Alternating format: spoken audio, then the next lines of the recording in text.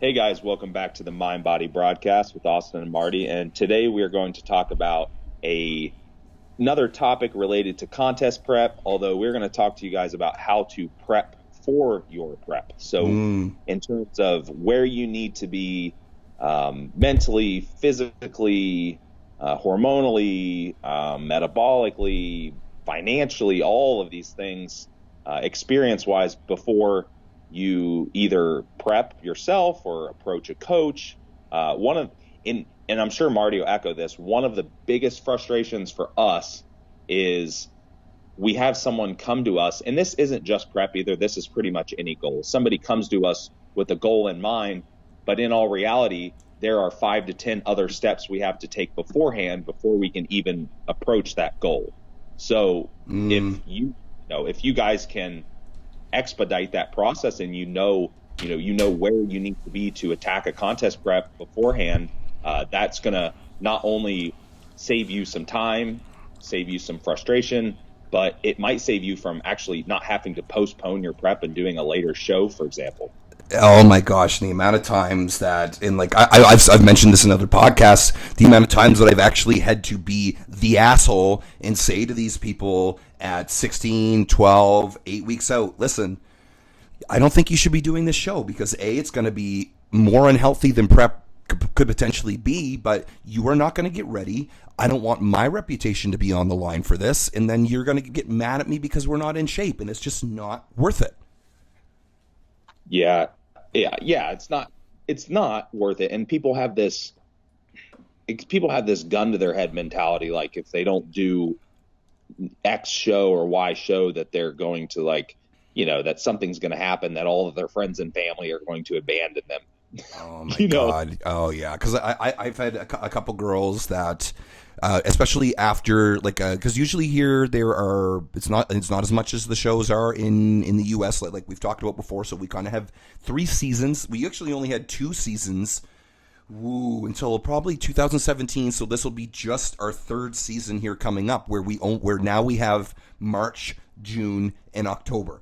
So before, but it was just June and October. So if you qualify for top five in this February show, then you can do provincials, which is it's like statewide one here in June. It's like, so that is good. So let's say you did your 12, 16, 20 week prep up until February, March, and now you've only got 2 months to try to either A, get better, B, try to reestablish your metabolism back to normal, whatever, and now you're competing again. Like, it's not that people can't do this, just if you are, especially if you're brand new to this, that's now your prep went from 16 to 20 weeks to about 30 weeks.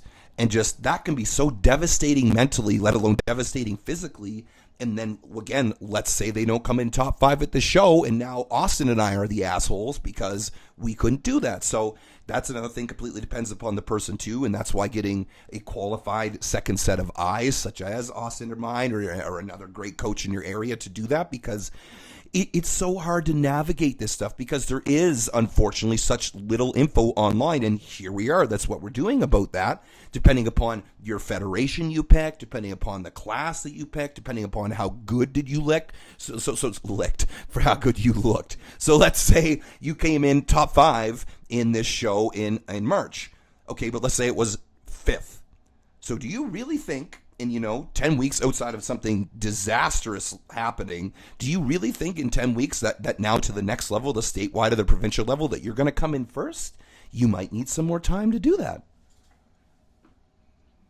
yeah. I mean, outside of just getting in better shape, you're not going to place any better, and there's a ceiling on that. I mean, you're obviously that's only going to take you so. Yes. Yes. You know, it's people, and people do that, and especially when they're newer and they go through, one show, two shows, three, four, maybe even more, and they do get in slightly better shape each time and learn that process better, and so they place better, but they never actually gain any tissue and never actually work on any muscular imbalances, never actually recover fully. So I mean, all of that catches up because eventually they're not going to be able to get in any better shape, or they might look worse because they don't take enough time. And then, they come to a coach and want to do a prep, and it's like, well, I can only do so much. And even if Mm-hmm. even if you are in perfect shape in terms of their metabolic health is good. They've had blood work. They've done all of these things. I'll even talk to somebody and ask them, what is your goal with this prep? What are you looking to accomplish? Right. Yes. Yeah. What are you looking to accomplish now that you might not have accomplished in your, in your previous show? Mm-hmm. Do you want to be 5 pounds heavier on stage, or 10 pounds, or for a female, maybe only a couple pounds? Do you want your glutes to look rounder, your quads, or, whatever? And if their answer is unclear, or they actually don't expect any improvements, then I will, I'm not going to tell them, no, don't prep if they're in a good position. But at the same time, I'll tell them, hey, I'm going to be realistic with you.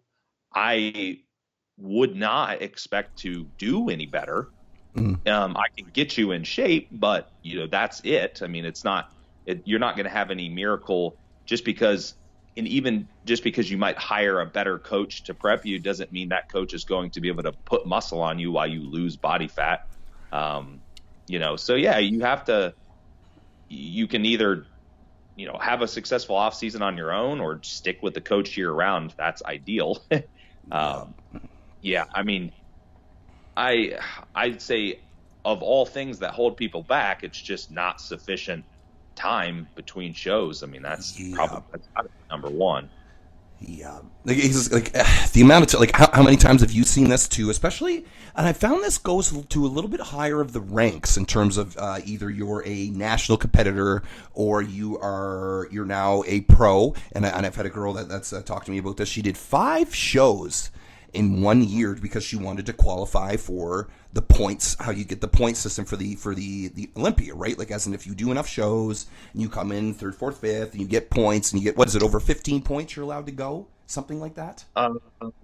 You know what? I couldn't tell you what the exact point total is. Sure. Because they changed it so much or whatever. They changed it, right? So, yeah, it doesn't really matter. But either way, it's like, okay. So, and unfortunately, the lady that I'm talking about, I think she did the 5 shows, and I think she got 3 points, 3 points, 2 points, 3 points. So she missed it by I think it was 15 at the time, and she got the 13 points. And here she was competing, I think, every month and a half to 2 months, beating her metabolism up, not getting enough refeeds and everything. And so she didn't make it. And then she's like, Marty, I feel, and this lady was not my coach.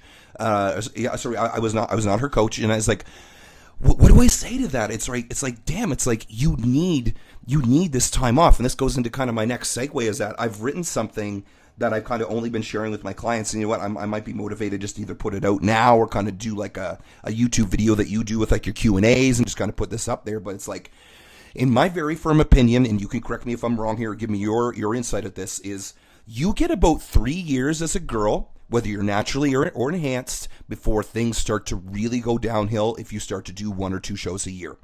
Because you need that effing time off. Because whether you're, even if you're mentally there, but you're physically, you will just start to frigging deteriorate. So I've got 2 clients. I know they don't mind me mentioning them here, Kelsey and Jason. They're a husband and wife team. Hi, Kelsey and Jason. You guys are awesome too. My favorite people for sure. And they were doing a show every year, just 1 show, Austin, every year. And then the last year here, they did really good. I think Jason came in 3rd for bodybuilding. Kelsey came in, I think, 2nd for bikini, just missed the overall. But even then we started seeing complications because this was about their 3rd time. It's just, I'm actually going to be interviewing Kelsey here, and she's going to be awesome. I'm going to put this out kind of on YouTube or put it out on like just a separate podcast. It's just, I feel everyone kind of needs to see this. And so guess what happened? Her metabolism was shot. Hormones were all over the map. The thyroid was here. Everything else was there. Her strength was crap. And even though she nailed her post-contest period, but like we're talking shot up 20 pounds off of eating good food. And so this would have been in June 30th, maybe July of last year. And it took us literally till December to get the end of shot. And she trusted in me. And I said, we wade through this. Wade through this. You are going to feel fluffy. You are not going to feel good. And then guess what happened? She went from, I think, 148, 149. Kelsey can correct me if I'm wrong, and I'll make a little quick burb and I'll edit this out. But now she's 142 in her off season with an extra 150 grams of carbs more. Because the body finally started saying, hey, you can do this. You can give up. So, yeah, it was great. And I think I mean, I would definitely agree. I think, and 3 years might even be generous. Like, it might. Yeah, see, exactly. Keep going. Yep. Yeah. Some people, especially females, and especially when you're getting into like a natural versus enhanced, where you don't have any kind of hormonal assistance to offset all of those things that happen during prep. Oh man, I've seen it after one prep. That just takes an extremely long time, even with a knowledgeable coach in their corner for the post contest. It just takes a while. It's hard, and there's a combination. There's just so many variables, though. Like I said, it can just be a simple thing like they just metabolically they just weren't in a good spot to prep to begin with. They probably shouldn't have done it at all to start. Yeah. And you see it in the preps, and it's subtle, but an educated and experienced eye will see it. Like, it'll be something like, if you prep, and I've posted stuff about this before too. I mean, if you're prepping and you're doing a show every year and you notice it's continuously getting harder and harder to produce the same result, that's a sign. You know what I mean? Yeah. Well, either the same result, or Austin, sorry to cut you off here, but or they'll be eating less food, doing more cardio, and looking shittier. Right? Yeah. Right. Exactly. Or it could be worse. Like, if it's continuously doing that, where you're seeing less and less out of more activity and more productivity or whatever, that's a bad sign. And it's not just a matter of somebody getting older, because we're talking about a short time frame. So yeah, that's a situation where you're certainly not prepped correctly for your prep. You are not ready to go. And the fact of the matter is, the longer you do this and the bigger hole that you dig yourself in, the longer it takes you to get out of it, the more mentally challenging it is. Because if you dig yourself in a big hole and you have to take all this time to get out of it, there's a couple things that are going to happen. One, you're probably not going to look any better initially. And in fact, you might have to gain body fat, which is so mentally hard for somebody that's been prepping over and over. And secondly, you just might not feel good. You might not be that productive. And you don't really, it's like one of those situations where you don't really have a concrete physique oriented goal to look at. Like, you're not losing fat, you're not gaining muscle, you're repairing your body. And that's not a cut and dry thing. And people, they can't visually see it. There's nothing visual about it other than you might look a little better eventually. But it's so hard for people to navigate that period because it's such a tough mental venture. I'm pretty sure we have a podcast either on what's the term I'm looking for, Austin? Not reverse dieting, or like post show. Yeah. You know what I mean? So you can go back and listen to those, and we kind of go into that there. But it's like, not only doing that right, but giving yourself enough time. But like, and I'm really trying to find the article here so I can just kind of blip a little bit off it, but I can kind of know it off the top of my head. It's like, if you did a 14, 16, 20 week prep or whatever, you're going to spend at least, and we said this on the other podcast, about that minimum 6, depending upon how aggressive your diet was, to about the 8 to 10 weeks or so. That's a maximum time to get back to where you were. So that's getting back to where, if everything goes freaking correctly. And so now, okay, you had the 20 weeks of I'm going to exaggerate just a little bit. So you had the 20-week prep, then you had the 10-week of getting back to normal. There's 30 weeks. Do you really think in the next 22 weeks that you're going to make some monumental, massive size gains? Like, listen, I know we don't talk about PEDs on here, but I don't care if you're running insulin, GH, gear, whatever. That 22 weeks is not enough, let alone for a lady. You need some more time. But now you take those 22 weeks and you add in another 52.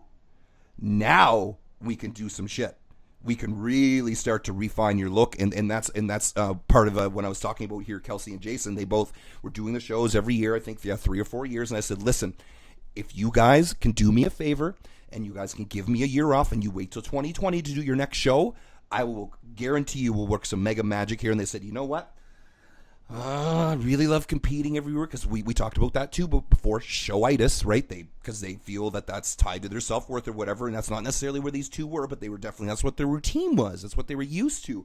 And now here we are, Kelsey, like around that like December, January mark, dropped those 8 pounds, like eating more food, dropped the 8 pounds. Jason he's too lean. I told him he's on like 500, 600, 700 carbs. I was like with an inch of workout drink. I was like, Jason, we got to do something to get you more food in you, man. He's like, okay. And then just yesterday sent me a text. I'll pump my own tires a little bit here. He said, people are asking him, what the heck are you doing? And he's like, listening to Marty, finally. And so, pow, like it just, like if you think about the whole realm of everything, and this is what I've been saying for quite some time too, is that there are always more shows. Let's say this June here in 2019, your best friend is getting married, and you go, you know what? I've got a show coming up. Your best friend, hopefully, isn't going to be getting married more than once. Go to the damn wedding, pick the next year's damn show, and show up and look frigging better. Yeah, it's that whole gun to your head mentality. If they don't do the show, that something's going to happen. And there are instances, like there's exceptions to that, if it's a national level show or if it's a pro show or something. So where do you think that where do you think that comes from, Austin? The whole gun to the head. Do you think it's a coach putting it to their head? Do you think it's them putting it to your head? Do you think it's social media putting it to their head? People thinking now they're not going to identify as a competitor. Like where do you see the most of that?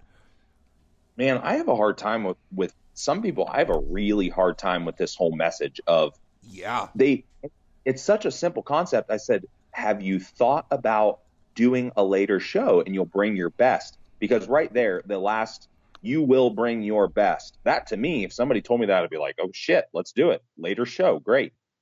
Right. I mean, why compete? I'm like, I don't want to compete if I'm not going to look better or my best. And I would be sold right there. But it's such an emotional response. It's a hard sell, right? It's a hard sell. Yeah. Yeah, it can be a really hard sell. And it's totally just, like I said, it's totally just an emotional response because they are so tied. It is so tied to their identity that and it's not even people that are making any kind of monetary gains off competing either. Like it's not a coach or somebody that is posting these photos and things for social media prowess. It's just regular people that are competitors, so it is bizarre to me, but people just have no identity, but they can't. But once you can get through to them, and once they actually see that off season's producing something, and it can be like, I try to give people little things to focus on too. I will tell them, look, visually, this isn't going to be as appealing as your fat loss because you're not going to see changes in your photos on a regular basis like you normally do in your contest prep. But how about go in and enjoy training, get a logbook, go in and try to beat yourself in the lifts, have fun doing that. Like put your focus somewhere that's productive. Get creative with your macros now that you have more food or something. Like it just, like there's so many little things that they can put their mental energy into and make them feel like they have a purpose. I think that's the main thing. Like you have to feel like there's a purpose to what you're doing, because a productive off season is a long, monotonous endeavor. Yeah, but it's you know what, and like I've had to read, especially 6, 7, 8 years ago. By the way, everybody, it is as the time of this recording, February 25th. I just hit my 11 years of being a contest prep online coach. Woo! So I'm not going anywhere, baby cakes. And I know, Austin, how many years have you been doing this now? December was 10. So there you go, man. See, I knew I liked you for a reason. I knew I liked you for a reason, right? So when you're talking there, I thought about this too. So like examples of time to stop, like either your prep or examples of time to stop doing like a prep every year type of thing like this is, let's say for whatever reason, because I've seen this too, and I know that this, and I haven't been backstage, but I've got some buddies, some coaches that are in the upper echelon there when they're at either nationals, junior nationals, something, a big place in the U.S., the Arnold Classic that's coming up here right away. The examples of the time to stop is for girls. It's like if your hair starts falling out, if your nails start getting brittle, if you are an absolute see you next Tuesday for the last 10 weeks, if you're about to get a divorce, if you're now racking up $5,000 of credit card debt just to compete, what's that, sorry? So oh yeah, these but are all that's so true. yeah, they're all so true. It's like, if this isn't God, the universe, or your body saying stop competing, then what else is, right? And then this is like, we're going to have a different podcast on this, but if this is your, and I'm going to use this to be a little bit aggressive here, and I hope it pisses someone off. If this is your dumbass coach saying, oh, that's normal. It's like amenorrhea, where girls lose their period. Yes, you potentially can, depending upon the girl, you might lose it for a bit. But if you haven't had a period in 2 years, think about this, ladies and gentlemen. It's like, this is part of your natural cycle as a lady. And I've seen coaches and I've seen other friends or other competitors tell me, go, oh, that's normal. And plus it's cool. Now you don't have your period. It's like, okay, imagine if I said to you, Austin, I'm coaching you for a show, and you're like, I haven't had a shit in 2 years. And I'd be like, oh, that's normal. That's good. That means your body's using all the food. What? And we've heard this. Like, I've heard, I'm like, wham, smashing my head against the mic here, break the mic, the podcast is done. We can't even have any more because Marty's too pissed off and blacked out because of his head's got beat in by the mic here. But those are the times to stop. Or like I already talked about too, like your romantic relationship is failing. Your relationship with your kids are failing. You're losing your job. Your family's calling you a jerk and everything. Pay attention to this stuff. That's not biofeedback. We'll call that psychological or mental feedback. And especially if it's like if your boyfriend or if your girlfriend says, well, you know what, you're getting a little bit too lean there. I don't really like dealing with a muscle chick. Well, have that conversation with them. But if your mom and your dad are getting legitimately scared, if your coworkers are saying, your skin has now gone from like a healthy complexion to now like you're flaking. I can see every time you scratch your hair at your cubicle, I can see your hair falling out. I can see you've lost 2 fingernails, or because girls will potentially sometimes start using the fake nails because, you know, that's what they do. Let's say the fake nails start popping up because your own actual nail is not strong enough. Yes, of course, there are vitamins, there are minerals that you can get around this and make this better. But if you're even using these things and this is still happening, you've been sleeping for 4 hours a night for 8+ weeks. These are the signs. These are big. These are the guys when you are doing a flight coming in and they are waving these flags to you saying, no, not this lane. Go to this lane. You're heading the wrong direction.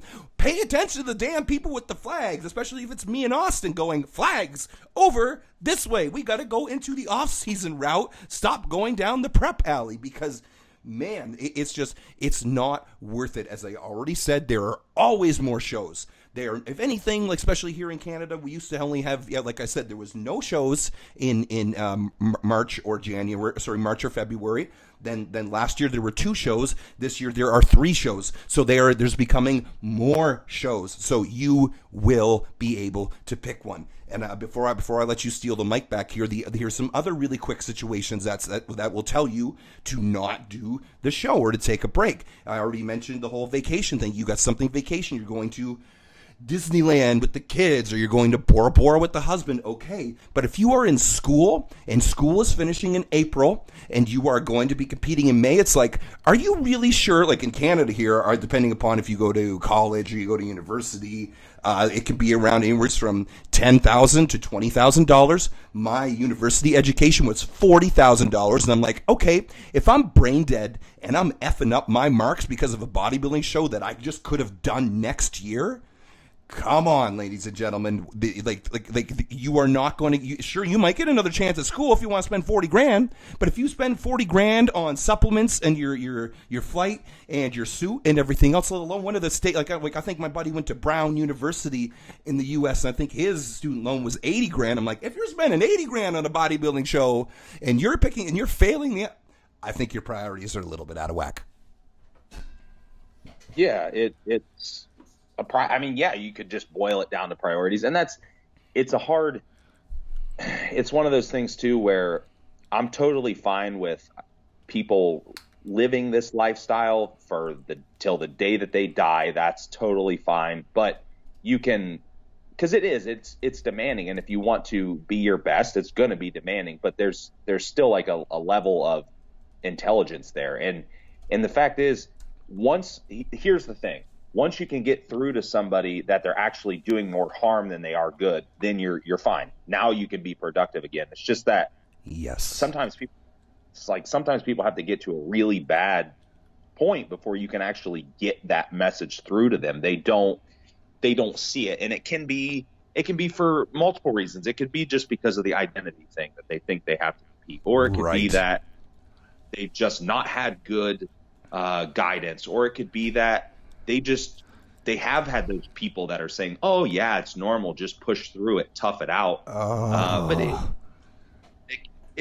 there's a lot of variables, and you know what? Like I truthfully, I'll get people that come to me that they want to prep, for example, because that's kind of what we're talking about, and they are in that situation where they have done that for a few years, and they do have all of these stress issues. They're not sleeping enough. Their body just looks haggard and wore out. Their hair's falling out. Their haggard is the perfect term. You got it.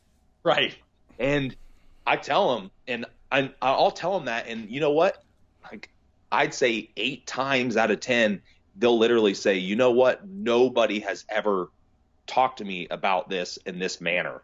And isn't that messed up? That like maybe 2 out of 10, 1 out of 5 has said this, and like given the client care to say, "I could potentially be putting you in the hospital if I say yes to this." So right, and to me, and at that point, you know what? Because some people whether it's coach or whoever they're getting advice from, they will just automatically blame it on them. But hey, if that's the guidance they've had, it's not entirely their fault. Like, yeah, you should, some common sense should tell you that you shouldn't have diarrhea for a year straight and your hair falling out. Like, that's not a good sign. But at the same time, when you have all these other people around you that A, are probably doing the same thing, or B, are telling you that there's nothing wrong, or C, you have a coach that doesn't even ask for that feedback to begin with, then what are you supposed to do? Like I try not to, like, I give people the benefit of the doubt. Like, if they're ready to listen and fix things, then hey, that's all good. Everything's water under the bridge. Let's get them better. Like, it's not about me ridiculing them let's just make it better, because chances are they do want to compete again if it's something they like to do. And the only way they're going to be able to do that successfully is if they prep for the prep. Yeah. And you got to think that this is waiting 1 year. If you are 25, if you are 30, it does not matter. You waiting 1 more year to stop showing up and coming in 8th, and this time you finally show up coming in 3rd, 2nd, 1st. Is that worth it to you instead of doing 5 more years of still coming in 8th and your health deteriorating? What's worth it to you? It's like, and I don't want to get into an entire conversation of the immediate gratification type of thing like this, but like, I think if it's explained right, but also then on the converse side, I've said, listen, I'm not comfortable prepping you like this, and they go, okay, F you, I'm going to pick another coach, and of course that makes me sad, but now my moral compass is going to be good. I'm not going to be like wondering if I'm going to be making this person's health worse. It's not worth it to me, because of course, everyone's seen it, and some of these stories are true. Some of these stories are not true. Thank you, social media. Thank you, other coaches hating other coaches and all this other dumb shit that's out there. But it's like people will say something like, this coach ruined me, or whatever. It's like, okay, was that really? Because like sometimes, yes, that is very real. Yeah. But or what was it the fact that they picked this coach, didn't tell them all the stuff that we just asked, or the coach didn't ask, could be either one. And then before you know it, that's when we see, and like I said, this could be conjecture. It could be, now you see people in the hospital. You see people on renal failure. You see people on IV drips. You see people that are potentially dying in that. This is very real, ladies and gentlemen. And we're not trying to scare you away from prep. Not even close to trying to scare you away from prep. We're just saying, A, do your homework. B, make sure you get those second set of eyes. And if you have someone that cares, such as Austin and I, telling you, listen, If you give me that 1 year, 2 year, whatever, you will come back, potentially be a champion, blah, blah, blah. We won't pump your tires in the false way, because why on earth would we be saying wait a year if we didn't think you could win this year? Because what? Because we just don't want your money or don't want you to have a client? Come on now. Yeah, 100%. I mean, it's still a business for us. Like, we don't want to turn people away, but at the same time, there's there's a reason that people stay in business for a long time. And there are people that skate by. There are people that just do mad quantity. You know what I mean? They wrangle up, they've got a cult thing going, whatever.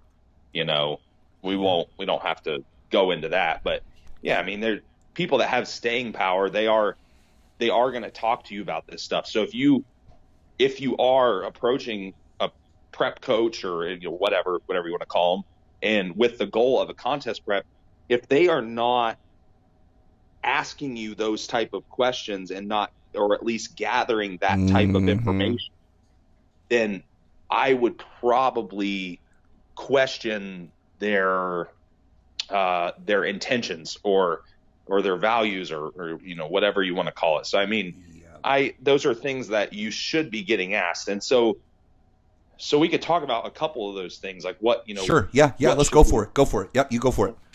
Practical standpoint, like what should you be getting asked, or what should you be paying attention to, for example? So simple stuff, blood work. That's easy one. Blood work's not going to. My man. Yep. Go back and listen to our lab work part 1, lab work part 2. Yep. Does it need to be as extensive as things like this? But especially if you are one of these people that's been competing 2, 3, 4 years in a row, if you have not gotten your blood work done, you don't like screw testosterone, screw estrogen. Like, where are your thyroid levels? Where are your mineral levels? What is your cholesterol doing? What are your liver enzymes doing? Because you can't really feel this stuff. Just like they call it, blood pressure is the silent killer. You might not know that you're 160 over 120. You might not know this. And that's scary frigging stuff. Yeah. And I see it all the time. And then, to go further than that, there are plenty of people that metabolically aren't in a good spot that their blood work looks fine. So there are some intangibles or things that aren't cut and dry or visible that you also should be considering. So just because your thyroid values look okay, for example, that doesn't necessarily mean that you have optimal metabolism. We could talk about things like leptin levels. That's one of your primary fat burning hormones. That's one of the biggest factors when it comes to the whole metabolic adaptation. So why your body's resisting that fat loss. So you should, in a perfect world, you start a contest prep with the highest calories and the least cardio and the most insulin sensitive, and all of these things that are going to lead to good markers, like check good check marks. Yep. Yeah, that all those things that are going to lead to your success. So you should, of course, have good blood work. You should be at your quote unquote metabolic ceiling, whatever that is for you. So you should be eating. Term. I've never heard that term before. I like that a lot. Metabolic ceiling. Good. Yes. Yeah. Well, the reason I say that's because people say, well, you can build your metabolism. Okay. Well, let's not get that twisted. So your metabolic ceiling would be pretty much where you top out at without being a fat slob. Yes. Then that's in combination with having good insulin sensitivity. So you can, real simple stuff, check your blood glucose. I mean, that's not that hard to do. Your blood, all the lab work you get is going to have complete metabolic panel and complete blood count on there. Your blood glucose will be there. And then of course have adequate time, plan far enough ahead, have adequate time for the prep.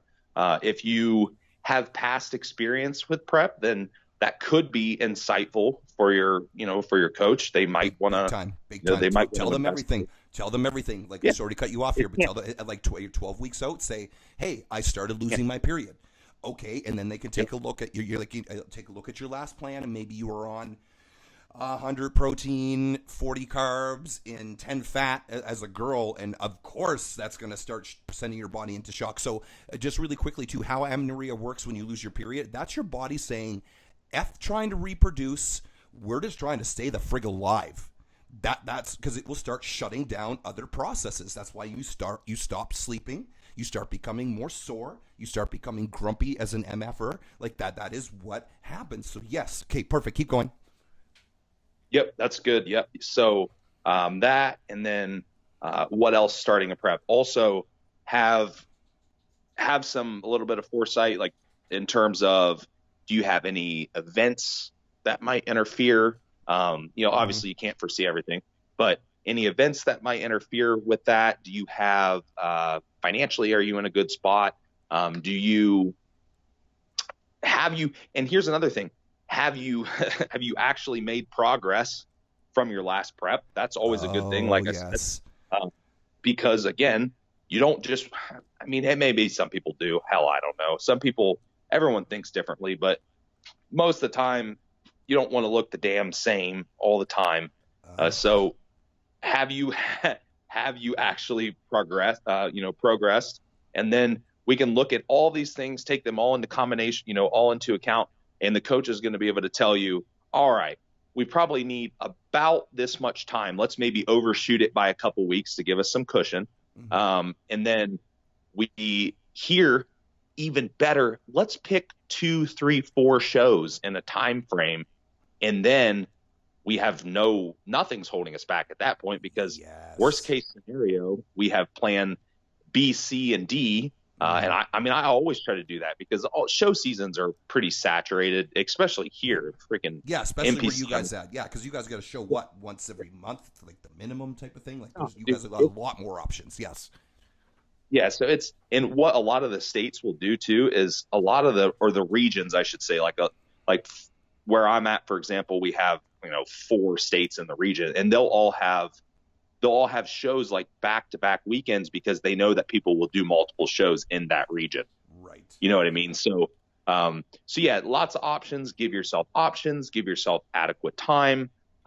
Make sure that, and all of this really goes back to coming to the coach with adequate time. Coming to the coach ahead of time. And I'll tell you what, I have never, ever, ever been mad at somebody for coming to me and they have a show that they are interested in June, and they come to me in December and they say, hey, I'm not ready to prep yet, but would you mind taking a look at what I'm doing and tell me what you think? Of course. Because I love that. Yeah. Of course, because if I'm the one that's going to be prepping you, I'd love to know what you're doing ahead of time. And I've even had situations where people are real crunched financially. They're like, look, I can afford my 16 weeks of contest prep. I can't afford to work with you right now, but I really want to do those 16 weeks. And I'm like, all right, how about this? In the 2 months leading up to the 16 weeks, or, whatever we decide on, just shoot me an email every couple weeks and just let me know what's up. That's it. Even to the point, Austin, where like if they've sent that, I'm like, I get a really good feel for them. Maybe I'm on the phone with them or something. They're like, in 2 or 3 months, I'm gonna have to stop my contest prep. I'll be like, listen, I'm not gonna give you a plan. I'm not gonna give you anything, but like, show me your plan or whatever you're kind of doing. Especially if they're being self-coached and they're like, let's say it is a male bodybuilder. He is 200 pounds, whatever, and he's eating 150 grams of protein, 200 carbs, and 50 fats. And I'll say, listen, man, you got to gun it up for right now. And they're doing 7 times a week of cardio, be like, you know what? Let's drop it back to 5. Just give them a little bit of tips, especially if you're going to get a feel. And here's the thing. Even if they don't hire us, Austin, you still know that you did your due diligence to do as much as you could so that this person's not going to show up in an effed up state before they start going to the prep. Because why the hell not? Because that's why we got into this stuff, was to help people. Because if you don't do that, it's like, no, but then if you tell them to go get screwed or whatever, they're going to go, oh, well, geez, that guy was zero help. I'm going to go pick someone else. So you will never, especially if there's any other coaches listening to this, you will not regret taking that 5 minutes to help email this boy or this girl that really wants to compete, because you are going to be at the top of their mind when they go into that prep, because they exactly email you once every 2 weeks, just a little short. Hey, here's my picks. I'm this. I did your changes. I did your whatever. I'm feeling way better. And then you just go, cool, man, keep it up. And how long does it take? How long does it take you to write? Cool, man, keep it up. 3.68 seconds, especially if you're as slow a typer as me. So yeah, for sure. And you know what? This is a really good segue into talking about being ready physically and emotionally. Okay, this is the Mind Body Broadcast. You guys know what this is about by now. This is episode number 36 or whatever we're going to be putting out here soon. And being physically ready is so one thing, but being mentally ready is the other. And we already kind of talked about this in a sense of, you're coming in 16 weeks out. Do you have school going on? Do you have a trip going on? Have you been fighting with your spouse? Have you been fighting with your mother? Because I have seen, and I know you have too, more times where the mental or the emotional will wreck the living crap out of the physical, even though the physical is set up perfectly. You have the godlike workout for yourself. You have the right supplements. You have the right training. You have the right whatever. And then even with, even let's say this is one of the persons that did message us these 2 months out and said, hey, what I take a look at, and we give them these minor adjustments and nothing happened. And we got to be a little bit more conceited than most people. 11 years here for me, 10 years here for Austin, and let's say nothing happens. That's when they'll probably kind of say, hey man, how's your work stress? Hey man, how's the family stress? And they go, you know what? My dog's been in the hospital. He's needs chemo or something just absolutely terrible, or one of the worst. And they'll go below. You know what? This is what's holding you back. And then especially, let's say contest prep shows up 16, 12, whatever weeks, 14 weeks. I'll say, you know what? How's the dog? I'm just using this as an example. How is his dog? And you go, you know what? We might lose him here in the next 4 weeks. I'd be like, I think that's your priority over this show. Yeah, definitely. Yeah. I mean, and that's one of those things where once you detach emotion from logic, you're good. You will. Yes. It's not an easy. It's not, and it's never an easy decision. And I say this, I'm like a beating a dead horse because I say that little shtick to so many people. I tell them, you need to separate logic and emotion in your decision making process, and it sounds super I love simple. That. I've never heard you say that. I love that. I'm going to be using that. That's awesome. Yeah, and it sounds super simple, right? But it's not. I mean, obviously it's not, because human beings are emotionally driven. We're not like animals, where a lot of animals are instinctually driven. You know what I mean? They have instincts and certain things that they react in patterns. I mean, most of the time our typical reaction is we focus on the negative first, right? I mean, that's just typical human nature for the most part. You got it. Yeah, that's just human nature. So, I mean, once you can detach yourself from that in your decision-making process, you're going to be like, all right, it's probably not a good situation right now. I probably shouldn't prep. Maybe, and that doesn't mean there's not something else that you can work on in the meantime. Sure. To occupy yourself, to be productive. Doesn't mean you have to stop going to the gym or something ridiculous like that. It's just means that from a stress standpoint and emotional standpoint, you just aren't fully vested in what you're doing, and you shouldn't do it. And that could be part of the conversation in that whole, that whole 2 months or whatever leading up to working with your coach.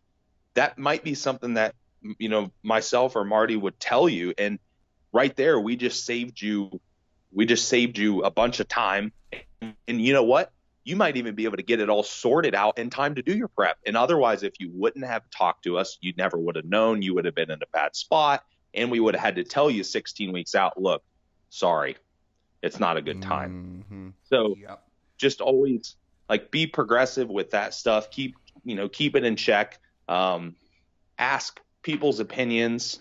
It doesn't hurt. And like you said, the one thing you said that really speaks to me, and this is kind of more business coaching side of things, but I've had people that they have asked me for, they came to me in those situations for prep or for coaching or whatever. Mm-hmm. And I was honest with them, and we went through these little scenarios, and I said, hey, look, shoot me an email in a couple weeks. Let me know how you're doing. And we did a couple of those, and they still couldn't afford or couldn't commit, or something happened to work with me. Yep. But they gave me 10 referrals in the next year. See? And there it is. And we're not going to go too far down the business angle here, because that's not kind of the scope of this podcast, but that's where we're after here, people. If you see a coach that is busy in a good way, and you've checked out their stuff, you've looked at Austin's Q&As, you've checked out this podcast, You've checked out Austin's other podcasts, and you go, holy crap, here is this guy that's delving out information for free because he likes it. He wants to, quote unquote, save people. He wants to educate people. There it is, because they're exactly, like, let's say they're, for whatever reason, I'll go back to my dog situation, like where their dog has cancer, is leukemia or something like that, and they're going to be, you know what? And then when someone asks, especially if they're even a higher ranked competitor or a lower ranked one, to be like, oh, so how come you're not doing the show? Well, because of this. But you know what? I'm telling you, this Austin guy, I couldn't believe it. Like, he didn't ask me for a cent of my money. You should hire him. And pow, that's how the universe works. And whenever something comes back to them in that regard, right? So when you said your kind of line there, the one of the ones that popped back to me there, your whole logic overruling is, I ask people when they're like, oh, I can't get over eating off plan, or, I'm having this at night. And I'll go, okay, have you ever heard of mental eating? And they go, no. And I say, have you ever heard of emotional eating? And they go, yeah. I go, well. And so that really makes them go, holy shit, because that's what it is. There's no such thing as mental eating. You don't think your way into this stuff. It's the emotions will rule everything, right? So that's another really quick thing that you can kind of think about and go, because when people start, and I used to do this was actually one of the poor coaching practices I did about 6 years ago, whereas I would ask people for their mental why. Why do you think you're doing this? Why do you think? And it usually would come back with no really response, and then would say, okay, what did you feel 30 minutes to an hour or whatever before you had that meal, or what were the feelings going on when you were shoveling down Doritos or whatever, because that will help you start to gain the knowledge of where it comes from and starting to be able to obliterate that. Yeah, I think you mentioned that in. I think so. It's one of my favorite quotes, so I don't shut up about it just because I think it's helped so many people, especially me. Yeah, I mean, it's not going to hurt repeating something. So, no. But yeah, I mean, there's not a lot else that pops up into my head at the current moment. I mean, like I said, the biggest thing is just do yourself a favor and approach, like I said, ideally work with your coach all the time. Yes. That's great. Of course, if financial means are there, the coach is there, you can do it, because I don't even have it's to me, and here's the from Marty's mouth. Here it comes, baby. It's like, if you were playing, let's say, a really extensive. I was a super nerd back in the day. My favorite video game was called Final Fantasy VII. Go listen to the audio biography podcast. I used to talk about video games, but let's say you have a video game and you have either the cheat code book or the walkthrough right beside you for the whole damn game. That is what a coach is having, versus you get that guide taken away, and now you have to go fiddle around with the game. Maybe you die during the game, you go in the wrong path or whatever, but that's going to not only get you to beat the game quicker, you're going to level up, and you're going to have a level 98 Austin Wizard Warrior before you're going to have a level 68 Austin Wizard Warrior. But that's just it. If it's there, because especially if the coach is worth their salt, they are going to, like, and geez, man, how many times have you seen this? Like, I think we literally just talked about this, where, like, someone will come to you at, like, 12, 16, 20 weeks out, and they're potentially not there, but if they had worked for you for those extra 30 weeks, I'll show you a champion. Like, let's be a little bit pump our tires here, right? Like, I'll show you a champion, because that's having that walkthrough guidebook. That not only that, but, like, let's go a bit further. It's almost like you have a walkthrough guidebook with Google, and so you're reading this guidebook, and it says, go fight this level 98 Austin Wizard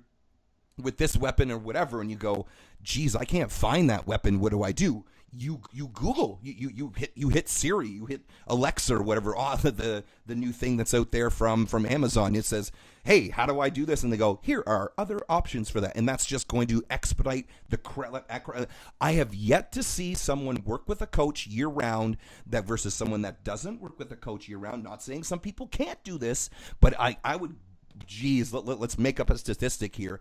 85 to 90% of the time, you can tell who has worked with a coach, especially if it's from show to show, or they took the year off. And we're just like, what happened to you? It's like, I finally buckled down and hired a coach for the full year so that I could show up in the best shape of my life and not leave anything to damn chance.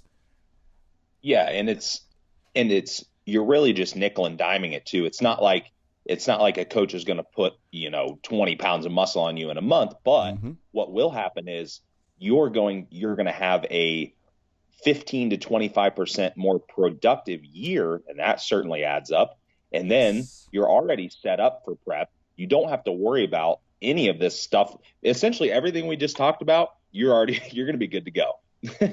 So because all of that is in mind. I mean, I might even have clients that mention competing 6 months out, and we just kind of tentatively. I'm always plotting little steps in the back of my mind that put them in the best position for that time whenever it comes. So yeah, that's great. If you can do that, great. If you can't, at least give them as much heads up as possible. And they're going to, like Marty and I said, most of the time, a personable coach that really cares about, your well-being and your progress and your results, they're going to chat with you ahead of time. They're going to make sure you're set up, because all that's going to do is help the coach in the long run. I mean, it's no skin off my back, because it just makes my job easier when the prep comes too. Oh, because let's say you hired us 30, 40 weeks out, so then all the tinkering, it's like, here's another one. And it's like building a house or whatever. We're building your dream home.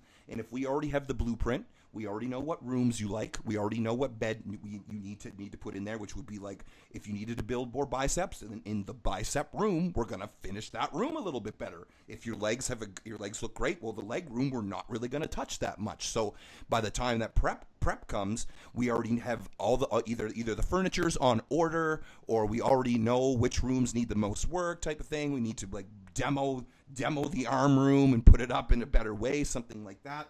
So I had a really good story about my client Jolene. Hi, Jolene. Is that she said to me, I think her show is still 22, 23 weeks out right now. It's going to be at the end of June or something like that. And she goes, Marty, when are we going to start doing prep? And I was like, Jolene, you are doing prep right now. You're just prepping in a different way. And she's like, oh my God, that's so cool. I was like, that's just how it works. You know what I mean? Because like, it's still, no, you're not on quote unquote the prep mindset. But then again, that's another thing that I like to educate my clients on too, is that like what a prep mindset is versus an off-season lifestyle mindset type of thing though too. But it is like that's why we're even calling it how to prep for prep, because this is prepping for the prep, especially if it is one of your bigger goals to not be one of these people. And unfortunately, I see them, especially when I'm at the MC of these shows, I see these girls and I start, because I read their name off the paper, and I see these guys and I read their name off the paper, and I hear Austin Stout. Just teasing you, man. Just teasing you. I'm just going to use you to screw your head up here, right? So I see Austin Stout, and he's in the lineup, and I go, you look either the same or worse, and it's been a year later, and that pretty much breaks my heart. It really does. It's just like, damn, if you had just either hired a coach, took another little bit of time, and prep for the prep, can you imagine what would have happened, right? Yeah, it's amazing the difference. And I've actually, it seems like every time I compete, like last year, for example, when I competed, I've had a couple people I competed against are now clients. And that's awesome. Isn't that dope? That's awesome. Yeah. Yeah. And it all started because of conversations like that. And they're like, what's obviously your, great. What's in your pie filling? What secret pie filling are you eating right now? Yeah. Right. Yeah. It's like, it's obviously, great condition, blah, blah, blah. But for a lot of the people, especially men, and women, I mean, yeah, and women, I guess it's just, it boiled down to, they either didn't have enough time to prep, or they weren't adequately, they were way too heavy before they started. That's guys a lot of the time, way too heavy before they started. Girls, they're way too just metabolically in a disarray before they start. Yes. So, I'm like, that's it, man. I'm like, or gal, we just need to fix that, and your prep will be successful. I mean, that's just as important or more important than anything. And I mean, a person that's in a good position, like, I'm going to feel a lot better about really beating on them in the prep if I need to. Yes. You know what I mean? Because, hey, it gets grueling sometimes and it gets nasty. And if we need to go real, way down in the pits and really beat on somebody, I'm going to feel better about that short-term deprivation in somebody that was healthy. The short-term beating? I'm just teasing. Yeah. Yeah. I'm going to feel a lot better about that on somebody that was in a very good position to begin with versus somebody that was already beat up to start with. Yeah, you got it. Yeah, we could talk a little bit more about that, but we'll save that for the next one. The last thing that I've got here that I've written down is the last thing I would say about when people are seeing other competitors or whatever, and they are doing great or whatever, I have written down here, don't pay attention to the unicorns. And by the unicorns, I mean I have this one girl, she's such a nice girl, whatever, but one of the most, go back and listen to our genetics podcast, one of the most extreme genetic freaks in a good way that I've ever seen. And she came to me at 8 weeks out, and she looked okay. She was a bikini girl. She looked okay. And I was like, oh, and one of my buddies was like, no, man, listen to me. This girl will listen to you. She will do everything you say. And I was like, oh, and so you know what I said, and it was the shortest prep I have ever taken on, especially because they weren't like, it wasn't like something like 12 to 16 weeks where they had a coach and the coach ditched them and then they needed someone else. But no, she was just doing her own thing or whatever. So I said okay, and just responded like crazy. But now you know what? I think this might be one of 3 unicorns in my 11 years that have done this, and these are not the people to pay attention to. However, how was she a unicorn? This was her first show. She had been building up her metabolism. You know what I mean when I say that. Building up her metabolism in a sense of she was eating quite a bit of food. She was training really, really hard. And I said, you know what? And guess what? First place at the regional show, and then I think second or third place at the provincial show, like just be like a state show, and then kind of went from there. And that's what, like I said, I don't do that often, just especially unless I have like enough of, we'll say, the blood work, the feedback work, the how are they doing mentally, just everything we just said here. So those are the people not to pay attention to, because I have people say all the time, and I mean this all the time, well, he or she's been competing for 3 years. I mean, and you don't know. I'm not trying to say this entire scene or whatever are full of liars or anything like this, but sometimes they will fib and they'll say something like, "Oh, I'm natural," where they're not, or "Oh," and so. It's just really, you can ask them questions, sure, if you want, but that is not the people to pay attention to, because what would you say, 85, 90% of the time, they're not you. And he comes to mind here. If he ever listens to the podcast, that would be dope as hell. But Michael Lockett or Michael Lockwell, what is his name? Oh, you're Michael Lockett. He's actually, fun fact, he's actually from Ohio, I think. Pretty sure. Oh, you see, even better. So, and here's a guy that just a freak. Eats apparently, according to this could just be rumor, doesn't really eat that well, diets himself, and just like cleans it up before a show, and then before you know it, dude looks better than Austin and I ever would combined, let alone Austin and I would combined eating the way he does. So there's another example of a unicorn to just not friggin' pay attention to. We'll close the show out on that, and I'll give you a funny little, because everyone will love it. There's all these stories floating around about him, and I actually had a couple people that I used to coach went to the same gym as him up in somewhere in north part of Ohio. Yeah. It's all true. It's all true. See, there you go. There you go. And he would actually go in and do like a 2-hour workout in between prejudging and the night show. And what is the worst thing anyone else could possibly do? There's an interview, and just for shits and giggles, like, you guys will have to get on YouTube and find this. I think it's Maximum Muscle Report that did the interview. They do a lot of show coverage out here, and they interviewed him. He won a pro show last year. Look, fantastic. Yes, that's right. I remember when he won that one. Okay, so there's an interview about that. Okay, I'll have to check that out myself. Yep. So they asked him, of course, typical questions. So what did you do differently this time that helped you get that extra edge? Some kind of typical question. And he says, oh, okay. And he said, let's see, I dieted my nutrition. He says, my nutrition. And the guy goes, well, what do you mean? And he goes, well, my girlfriend always says in the off season, I look fuller and harder. And then when I diet, I look worse. He goes, so I just ate whatever I wanted into the show, and I looked better. That was legit his answer. No joke. Austin, you're making me cry right now, man. Like he said, I ate whatever I wanted and more food into the show, and I looked better. And And the guy interviewing him was floored. And he goes, I wouldn't tell anyone else that. But you know what? He goes, There's genuine honesty though, right? Because I bet you that was it. And you know how many Yeah. people that pissed off, probably including me and you. Oh, I wasn't even mad. It was funny because I was like too out and I was falling off my stationary bike, nearly unconscious, trying to pedal. I just laughed my ass off. Oh my God! I was like, there you go. There you go. Don't worry about anyone. There's that would probably be the most unicorn example, other than someone like these are some more old school bodybuilders for you people, but someone like, I'm pretty sure Flex Wheeler had some good dining, but like Paul Dillette, I know that he was not only, we'll say, it's no offense to you, Paul, you've done a lot of great things with your WBFF show or whatever, but he was one of the laziest trainers. I've heard a show from someone the same, like, said he came in like 2 weeks out, did a 20-minute leg workout and just left. And if you go look up Paul Dillette, he was like, what, 6'2", 6'3", 6'4"? He was just a giant. He looked like Gunter Schrillenkamp.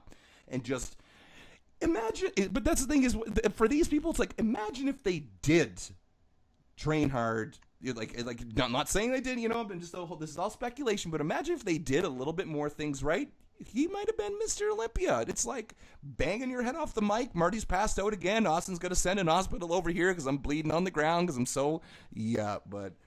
Okay, well, dude, I think that was great. We just nailed kind of everything there for how to prep during prep. You got anything else for us? Nothing. I don't have anything else off the top of my head. We can close. Gorgeous. We got some really fire podcasts coming up for you here. We had a great talk here before we got them coming on. I think you guys and girls are going to really like it.